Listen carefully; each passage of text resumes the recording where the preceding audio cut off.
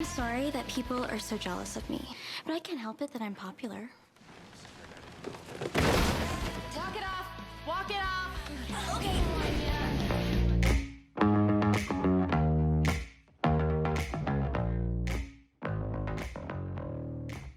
On Wednesdays, we wear pink. We're talking movies. We're talking Mean Girls, starring Lindsay Lohan, Rachel McAdams, and Jonathan Bennett. Written by Tina Fey, based off the book Queen Bees and Wannabes by Rosalind Wiseman, and directed by Mark Waters. So listen, we're going to have an amazing show today, Chris. You want to know why I know? Why? I'm kind of psychic. I have a fifth sense. It's kind of like I have ESPN or something. Really? That's it? You're not going to finish the quote? Fuck, you were so bad That is at the this. fucking end of the Yeah, quote. but there's the important part about, like, her boobs in the rain. But anyway, as usual, you can't deliver a decent quote. So all I have to say to that, Scotty, is boo, you whore.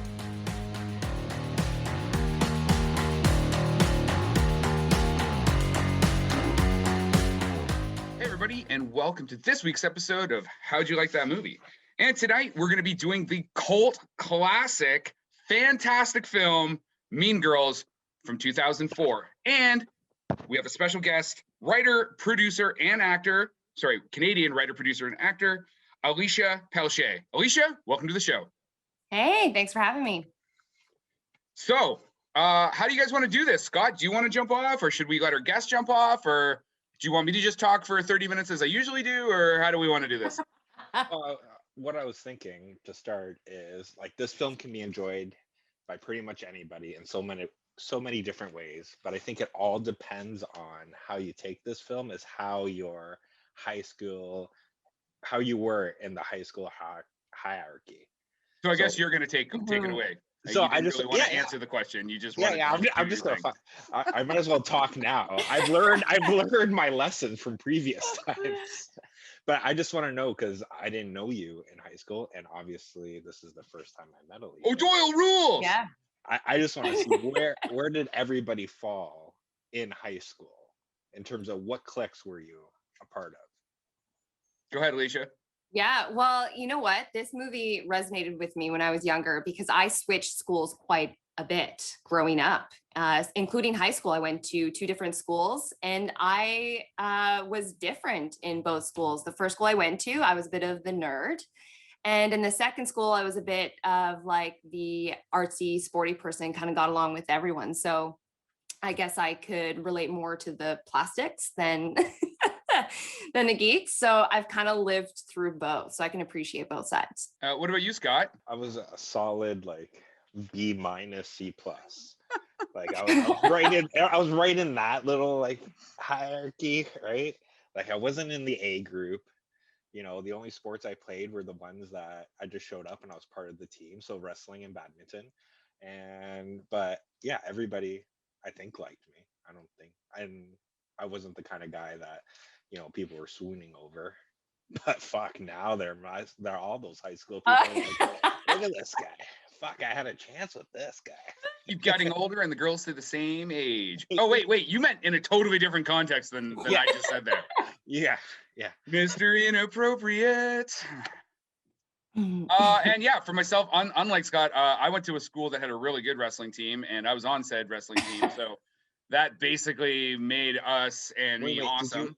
Did you have to try out for wrestling, or did you just, you made the team? I mean, Doyle had, just like you, we had like walk-on stuff, but the reality is like we had a good team and we won all the time. So being on the wrestling team was kind of an important function of our school. So Very cool. yeah. So moving on, let's talk about this movie. I mean, Allisha, why don't you actually, before we do that, give us the 411, give us the hot gossip. Like, tell me about your projects. The hot goss? Yeah. I've got my brief notes say you got like a decade in the industry. So give us the Coles notes. Yeah, sure. I started in theater in high school. And then from high school, I did a lot of Fringe. And I moved to Toronto 7 years ago. 8 years ago now, to learn more about film and television. Where'd you move? Started out as an actor. And now just in the last year, I've kind of worked my way into producing and writing. And it's been great. I've got a couple projects on the go right now. I have a drama series called Two Brothers that I'm acting and co-producing, and then a sketch comedy series that I just started as an actor, and then they've just brought me on as a writer. So That's fantastic. yeah, a nice variety. So I'm not sticking to one genre, which is wonderful. I appreciate both. So I'm happy to be working on two very different projects. Are you just an independent, or are you ACTRA at this point?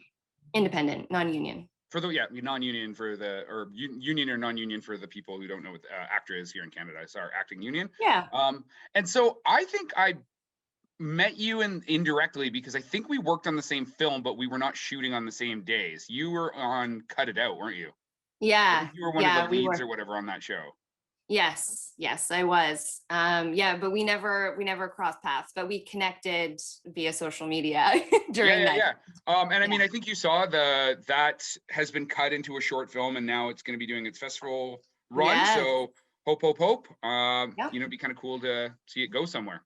For sure. Yeah, I actually have quite a few projects that some of them I shot like 4 years ago, and they're finally done now and just starting to hit festival circuits, which is so funny. I have a few of them. That one, another horror.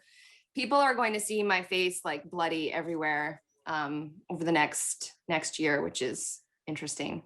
Hey, as long as they see it, that's all that matters. That's all that matters. It's like when people are like, "Oh, you're kind of typecast." I'm like, "Yeah, but it has the word cast in it. So as long as I'm being casted, working. I don't care."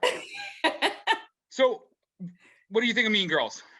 Give us your take on this movie. Do you like it? Yeah, I love this movie. I love this movie when it came out 16 years ago now.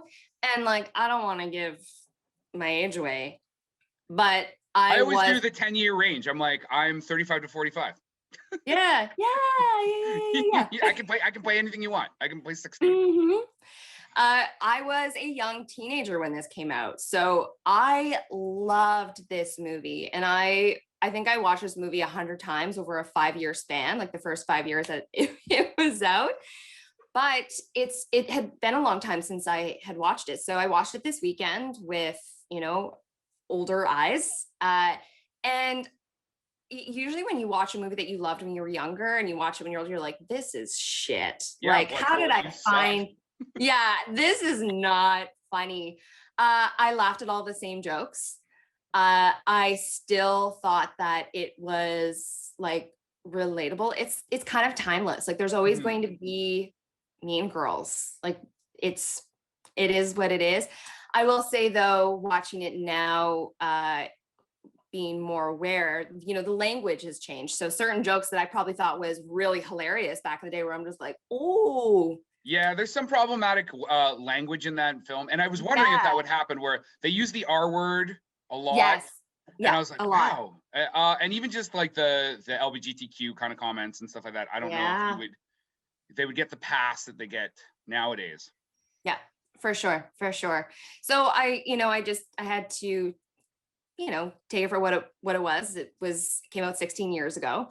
But everything else I still appreciated just as much. It's well written. It's well done. I love Tina Fey. Like, she's just wonderful. So I feel like anything she touches is brilliant. Yeah, she's done a lot of really great projects, and we'll definitely talk about some of them on tonight. Mm-hmm. Scott, what about you? What's your first takes? I don't know. Is this the first time you've watched it, or? No, I remember watching it when it first came out, but it's still enjoyable. And the fun part was like talking to my oldest daughter, who's 15. Did you watch it with her? Yes, and she was nice. She was like, all this shit still happens. Oh. And she was like, all of it, and I'm like, really? I'm like, the gym teachers like messing around with students? I'm like, you should talk to somebody. He's like, I am my father. I'm literally talking to you about this right now. And you're like, yeah, you should talk to somebody about that. You should go get that. You should probably get help with that. I think there's a cream for that. Yeah, and that's the thing. Like, she was like, yeah, there's still cliques, there's still, the mean girls and everything like that. But now it's just amplified with social media. Yeah. So it'll be interesting if they ever do like remake this, like if they implement all that into it, right? Because then it will be like nonstop kind of try to bring down the plastics, right? Well, didn't they come out with a Mean Girls too? think it was, Yeah, like, there was a made for TV TV or series. something. Yeah. Yeah, I didn't bother watching it. I don't know think who it did. There's been numerous conversations about like doing a proper sequel. Okay. Like over the year, like since the film came out, and Rachel McAdams is like would be excited to do it, and say with Lindsay Lohan. I'm sure Lindsay Lohan would love to have a project to work on, other Yeah. than herself. Hey, yeah, Lindsay, just gonna kick you while you're down as usual. But Tina Fey has been kind of like, I should have done it right away, and she's Yeah. been kind of back and forth about like, I don't know, like sometimes, and we've talked about this on this show with a lot of cult films and stuff, like sometimes it's best to just leave well enough alone, right? Like Boondock Saints, great film. Boondock Saints 2, garbage, right? Yeah. Good Will Hunting, great. Good Will Hunting 2, hunting season, not great. What? That was like the best fucking movie. You like it? Applesauce. You could fucking make fun of Kevin Smith, motherfucker. I just slid that in there, man. I thought you were gonna go with like Dumb and Dumber 2, because that was like the 20 years, yeah. 20-year span. But I'm like, fucking Good Will Hunting 2. No. But no. So the quote I've got this week is from Jenny McCartney, the Daily Telegraph in the UK. Says that Mean Girls fizzes with peculiar feminine evil of the kind that comes dripping through a pillowy smirk garnished with baby pink lip gloss. And I think it is like the color scheme and the way this film is shot. It's very simple camera movements. It's not like a big cinematic kind of adventure, but it's fun. Like, I mean, the way they do the Africa watering hole and stuff like that, and the children turn, or the teens turn into like animals and stuff like that. Yeah, how they do it in the jungle. Yeah, it's super playful. It's a fun film. One of the things I like, and Scott's probably already knows I'm going to say this, I have a real issue with the length of films, is that your film should be as long as it needs to be to tell your story arc, and then that's the end of the movie. So if it's 2 hours, you better be able to do a 2-hour film. And this film is, I think, an hour and 36 minutes. So it's like 96 minutes. It's kind of right in that sweet spot. You're just over the 90-minute mark, and then it's done. Yeah. But even when I watched it today, I was like, yeah, the gym scene, I could edit a minute or so off of that. I could clean that up there. Yeah. The whole what would you cut out of the gym? Are you I just think that there's just some of those shots, they linger a bit long, and I'd be like, boom, boom, maybe use an edit back and forth, build some. I mean, I really like when films use editing to build tension or dynamic movement, right? So like a quick cut back and forth, but it's not that kind of movie. I mean, the DOP, Darren Oakins, he worked on, it's interesting, like when you start looking at who's part of this film, from like Lauren Michaels and Tina Fey and stuff, a lot of them, including the actors, intersect on other projects. So the DOP on this, Darren Okada, so he was the DOP on Black Sheep, which is a Lauren Michaels production. He worked on Halloween H2O. I put that in my notes just because Scott loves Halloween. He did Bring It On, which I kind of want to go back and be like, I wonder if it actually has some interesting camera work just from all the like cheerleading scenes and stuff like that. Yeah. So, he also worked on Baby Mama, which is Amy Poitier and Tina Fey again. And Ghosts of Girlfriend Past, which a whole bunch of these people worked on. Everybody from like Lacey Sherbert to, again, I think it might be a Lauren Michaels production as well. So again, kind of that incestuous Hollywood, teams working with teams or whatever. I mean, do you guys have any comments on like the production value, before we get into stuff like casting and yada yada? I think you made a good point about that sweet spot, especially with like comedy. Like, I feel like you can only drag out a comedy so long. It's like the last, I think it was 25 minutes, kind of, the whole morale of the movie kind of came together, and that was all I needed. Yep. Like I thought it tied together. I know you said the gym scene was probably a little long. I love the gym scene because I'm just like, yeah, like this is great. It's all coming to you can swear an end here. We swear. You can swear. I saw you cut yourself there. It's okay. You can swear. I swear at Chris all the time. Like, fuck I know you guys do. I don't. It's a like, habit. Fuck you, Chris. In my real life, I swear too much. So when I'm doing something that I deem professional, I'm always like, I always kind of stop myself, but fuck it, I don't need to. That's great. I'm Thank glad you deem this professional, because clearly Scott and I don't. So Clearly not. Clearly not. what about you, Yeah. Scott? You want to talk production value? That's more your, caveat. Yeah, but you know how to like watch a movie and be like, it looked good or it did not look good. I think it did look good. And like the one scene or the one special effect in this movie that like I thought they did really well was that one scene where they're in the mall and she's just walking and then she falls into the Garbage can? garbage can, but her Yeah. skirt does not move. Like that thing stays straight up. I'm like, that was good. That was a good special effect. Yeah. And like, I mean, so this is, as you, Scott pointed out at the beginning of the show, it's adapted by Tina Fey from Queen Bees and Wannabes by Roswin Wiseman, which ended up going on to be a New York Times bestseller.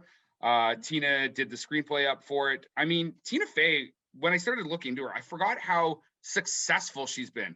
So she's got 9 Emmys, a Tony nominee, and a Grammy nod. And the Tony and the Grammy were both for her book, which also ended up on the New York Times bestseller list. She worked on Baby Mama, Date Night, Soul, SNL, 30 Rock, creator, Unbreakable Kimmy Smith, creator. She worked on the Mean Girls musical. So super, super talented and such a funny actor. Like, you're kind of trying to be in that same vein where you're like writer, producer, actor, the new triple threat, Mm-hmm. Yeah, no, she's definitely inspiring. Yeah, no, I love her. And like I said, anything she's touched, I've been a big fan of. Yeah, I don't really have much else to say about it, except I'm like fangirl a little bit. I love her. I do want to be a triple threat. I want to be able to act. I want to be able to write. I want to be able to produce. And that's a really hard thing to do in this industry and to be successful in all areas. And she's pulled it off. I think she was smart and she like started really young, with SNL, and like she collaborated with a lot of incredible people that kind of, brought her to where she is now. And she's still working with these people. Incredible. Oh, and Lauren, that relationship with Lorne Michaels that starts at SNL is the same relationship we're talking about for this film. Yeah. It's 30 Rock. It's all of that stuff. His production company, her creative, her acting. And clearly they've been able to continue working together. I mean, lots of people leave SNL and they don't have a good relationship with the brand anymore. So but I mean, it's her work. So just first off, I wanted to know, are you an actor, who's a female, or are you an actress? Which do you prefer? Actor. Because there's no such thing as police, or I don't even know how you say that. Like, we're the job, like a feminine version of it, right? Yeah, you know what? I don't even know when that shifted for me, to be honest. I feel like I've been calling myself an actor for a long time because saying actress just felt so weird, especially when I first started in film and television, 8 years ago. I don't know why. I guess because I know how, women are portrayed in most industries, and I don't want to be considered, always like a female actor. I just want to be considered an actor. That's what you do when I'm a writer. Yeah. So you're not I still on writer-tress Instagram and things like that. I still hashtag actress after hashtag actor because I know people are still following it, but I kind of cringe a little every time. And I hope that, we kind of step away from that entirely. As not only just an actor, but a writer and producer and stuff, and we don't need to spend a ton of time on this, but do you feel that there's still barriers as a woman in those roles? Are they changing, and are they changing fast enough? Like, again, what's your kind of general skinny on females in the industry? It's definitely changing because I consider myself a new writer, new producer. I haven't had to deal with a lot of, I imagine 10 years ago, it was very difficult to have anyone take you seriously as a female writer or a female producer. Me being fresh into the game, I understand that it might be a little more difficult for me, but it's shifted. and it's going to continue to shift and continue to improve, and I'm happy about that. There's a lot of women, Tina Fey, who've kind of paved the way for young women like myself to make it easier for us to create and be taken seriously as artists. Do you have any sights on directing? Yeah, I that's definitely one area that I want to dabble in. With the Two Brothers series that I'm working on right now, it's really great because the producer is allowing me a lot of creative freedom with the project. And we shot last summer and he allowed me to direct a scene. And you know what? I love it. I was an actor first, but I've always been that actor who, you know, once they call cut and, you know, the actors go away and they eat, I'm there, I'm watching behind the camera. I love seeing how everything comes together. And I kind of have that, like that overall vision. I'm like, I can see how they're bringing this to life. So I think I'm going to continue observing and watching and, you know, taking opportunities that are allowed. So I continue to learn. I'd love to direct, produce, write, all of it. And well, I mean, on the topic of directing, Scott, what did you think? Well, both of you, like, what did you think of Mark Waters directing on this? I mean, he worked on Freaky Fridays, which he worked with Lohan, and he also worked on the Ghosts of Girlfriend's Past and Bad Santa 2. Yeah, what were you guys' comments on directing? Any comments? No. Oh, you're done trying to fish for a job, Chris? You're done? You're Yeah, stop engaging with the guest. Let's have more dead air on our podcast, Scott, right? Like that kind of thing. I was just like, whoa. I'm like, pretty soon the resume is gonna be directing, producing. You know, if you're looking for that mean guy, are you looking for a guys, slightly overweight, slightly aged white individual? Because those don't exist in the industry anymore. He can play a badass. He can play a badass. If you got a jerk in a movie, I'm your man. But yeah, I think, and because I'm the novice here, and it's probably not correct, but I think with a comedy, if you have the right cast and you have everything, it just makes it just seems like it's easier to do everything, right? And most likely from what I see, like the way I took this, and it's probably wrong too, is I don't see it as Mark Waters' movie. I see it as Tina Fey's movie. Yeah. Right? Like she's on set, she was a producer, and I'm pretty sure like she wrote it and everybody, everybody's name in this movie when she wrote it is people she knows. Like Carrie Harry is her like roommate, college roommate or something like that. One of the people are named after her brother. So she probably took over and did everything. That guy was just there because probably back in 2004, you needed the mail to sell the movie or whatever, right? Well, and let's be honest though, directing is a very specific skill. Like I'm not suggesting that Tina Fey can't direct. I'm not 100% on her directing credits up to this date. I mean, I'm sure she's done some, but I mean, to be doing all those other roles and to step into director, like, I mean, she's also acting in the production. To be a novice director is going to put a lot of extra pressure on a project that turned out to be huge. Like the box office on this thing, they made this thing for $17 million, which is crazy when I think, I'm like, it cost $17 million to make that film. I want to know where that money got spent, but it made $130 million at box office, let alone like whatever like video on demand and Netflix rights and stuff like that. $130 million. That means a lot of butts got in a lot of seats in 2004 internationally and domestically watching this film or rewatching this film in the theater, not just at home. I mean, those are some solid numbers. Like that's crazy money. That's like Blumhouse kind of money. You know what I mean? Yeah. It's interesting that it cost them 17 million. I'm actually quite surprised. Well, considering what did we figure 5 to 7 million? 5 to 7 million is what Promising Young Women was made for. Wow. Yeah, look at Lindsay Lohan though. At that time, like her salary probably was right? Yeah. Oh, that's a good point. There's a lot of like Freaky Friday. I feel like they brought out like the best at that time to really move this movie. Yeah. Yeah, I'm trying to think, was like Rachel McAdams pretty big at that time too, or did she blow up kind of shortly after this? I think it was right after The Notebook, right? Yeah, because The Notebook is led to Notebook, right? Yeah, and the Notebook That's as the way well, I like really remember it. pushed her forward. Yeah. But even Lindsay Lohan, like this basically solidified her as like this powerhouse actor.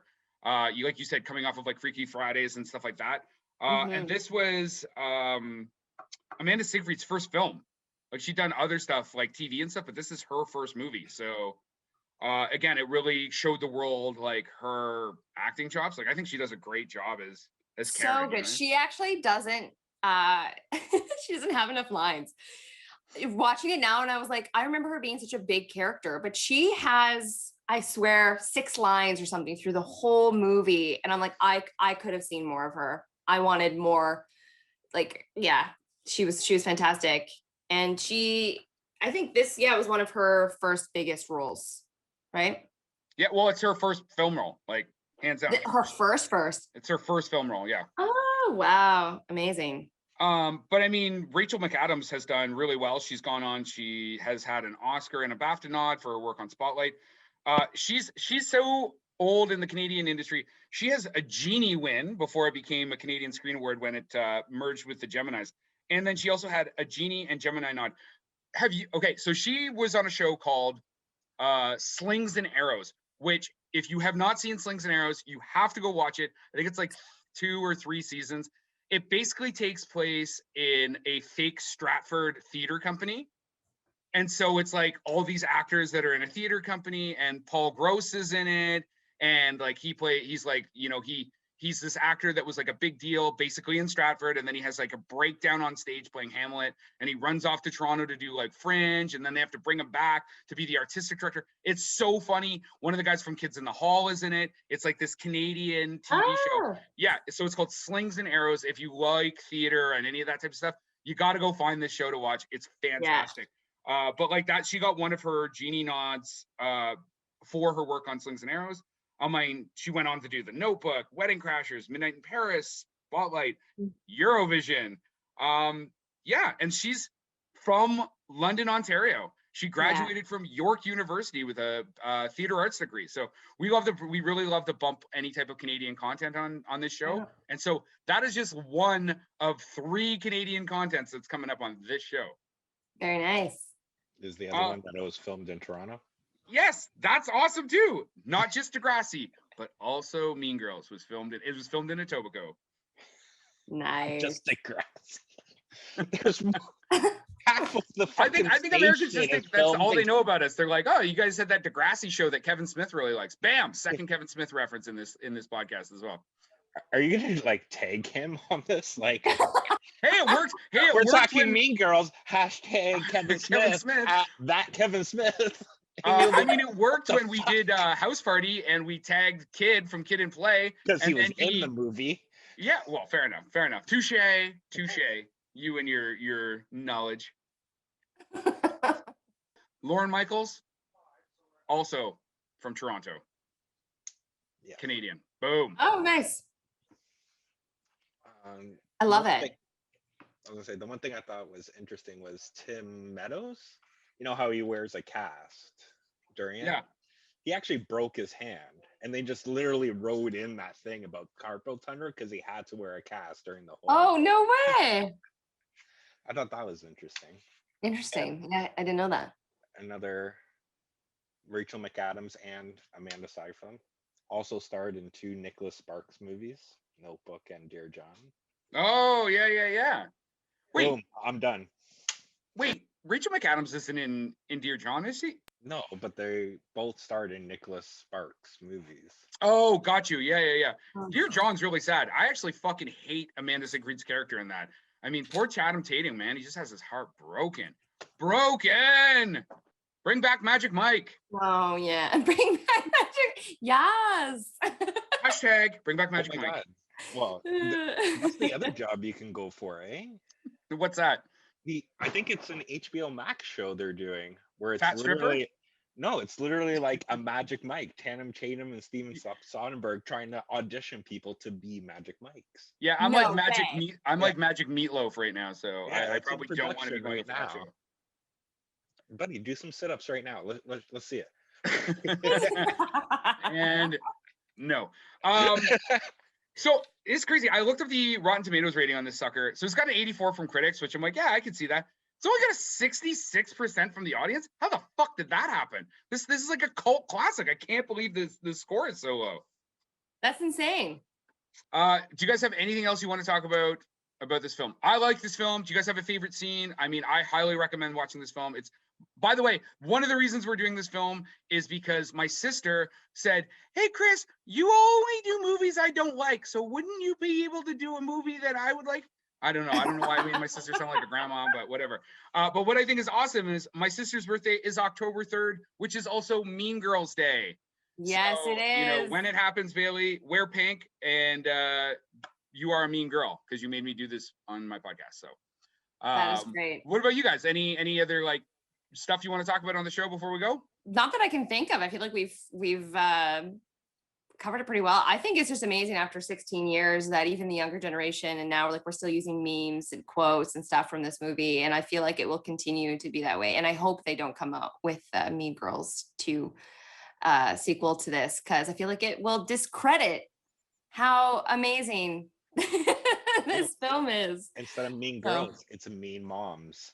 Mean Moms. Yeah. There we go. Yeah, do like, I don't know, do something like that. Like, yeah, bad moms do Mean Moms now. Yeah, there Do you have a favorite scene, Allisha? Ooh. Or a favorite quote or something like that you're always just like? Well, the one that I guess I still use now is "Get in, loser, we're going shopping." Like, that's anytime I'm going shopping, I'm using that line. Favorite scene?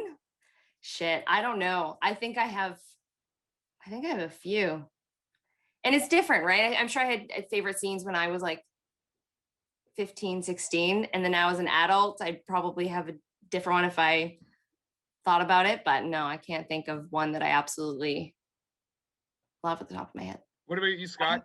Quote, scene? No real quotes. I would say the ending, because that is a nice fairy tale that after a nice talk, right, that the cliques in high school just disappear and everybody loves each other. Yeah, but then walks in the 3 new mean girls, But then and they get history hit by a repeats bus. itself. We Yeah. just get hit by a bus and we're all good. Yeah. It should have cut like right before. So like, you don't know what happened. Did they get hit by a bus? Is that how they learned their lesson? Yeah. Or just cut it them getting hit by the bus and Yeah. natural selection. That's how we take care of them. I still love the scene when they first show up at Regina's house and her sister's like, my milkshake brings all the boys to the yard, and she's dancing around or whatever. And then when that line when Amy Poehler comes in, like, what's the hot gossip? What's the 411? The dog's like chewing on her fake boob or whatever. Yeah. Oh, you girls keep me so young or whatever. Like that whole scene is I'm a cool mom. I'm not one of those. I'm a cool mom or whatever. Is there alcohol in here? No. Do you want some? Because Do you need any snacks or condoms or? And for some reason, I love like, you go, Glen Coco. You go. You go, Glen Coco. Yes. Danny DeVito, I love your work. Yeah. It's so his notably one-liners were quotable. so good in this movie. So good. So would you guys recommend it? Yes. Yes? To anyone specifically? It's Like, you watched it with your daughter. I don't know if like the younger generation has like watched this movie, but I feel like they should. I'd love to hear like a bunch of 15, 16-year-olds opinions on the movie and whether it's still really relatable. Cool. Scott? Yeah, I like Girls in High School. It should be a rite of passage, but I will put in some words here. Allisha, Chris also auditioned, and if you are directing, I can play 25 to 50. I will put in the abs. I'll do the work. With what, crayon? Buddy, like, listen, every morning I'm on like trying to get back into shape. I just finished the audiobook of Green Lights. I recommend it, by the way, because Matthew McConaughey is fucking smart. Like, actually hearing his life story is smart. So every morning I walk for an hour and a half, and I just have his smooth. You walk for an hour and a half? That's a lot of Wow. walking. Yeah, every morning I wake up at 6, stop around 8. Yeah. Are you serious? Where do you walk to? Just, around Cambridge. Oh People my think he's a gosh. hobo because it's so early in the morning. They're like, "Hey man, here's some money. Go get yourself a hot meal." Yeah, the guy walking in like a sweat vest and like hoodie with deep on. But Good see, for you. Good I'll for put- you. I'll put in the work. Chris. All right, good to know. Chris will not. Chris Good to will know. actually probably not even know his lines when he shows up to set. So I that's one of the neither will I. reasons that Chris had to move behind the camera and write and direct his own picture because he was not a very good actor. So Listen, I was the third lead in my grade 8 musical, which was Teen. So it was like, the Roman Catholic version of Grease. So no one has sex and we all become friends at the end.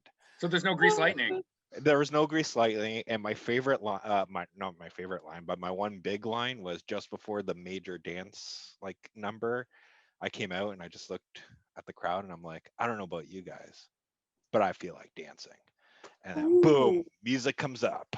And I went to the back Damn. because I was 8 years old, and I'm like, I am not fucking dancing in front of my parents. That's a badass line, though. And So was the that whole show, I'm sure. was that the end of your acting career? Or? Yes, it was. Nice. Hey I man, was- you stopped when you were on top. That's That's the it. key. I was just you, like, you didn't boom. burn out. I was like, boom, that's it. You can't top that. Mic dropped. Mic dropped. So Allisha, is there anything you want to pitch? Any social? I mean, we can throw some. We're going to throw stuff in the show notes as well. But yeah, where can people check out your work? Check you out. Whatever you want people to do. Oh give my us gosh. Give us your 41. Yeah, I guess follow me on Instagram, Allisha.Pelletier, first and last name. I have my website, my reels and everything, the link on there. Appreciate a follow.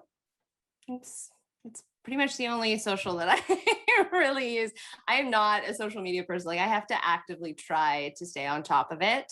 I understand that it's important. It's like having, a web page. So yeah, follow me on the gram. And that is our rant for the day. Please like and subscribe to this podcast. You can also reach us and interact with us on social media at How Do You Like That One, or email us at howdoyoulikethatmovie@gmail.com.